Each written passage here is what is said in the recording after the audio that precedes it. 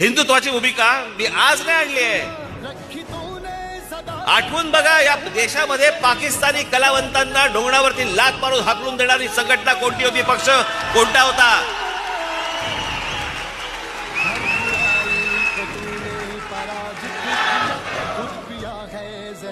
परत जर चित्रपटामध्ये पाकिस्तानी कलावंत घाल तर याद राखा, एक प्रत्येक प्रोड्युसरला नोटीस कोणाकडे गेली होती?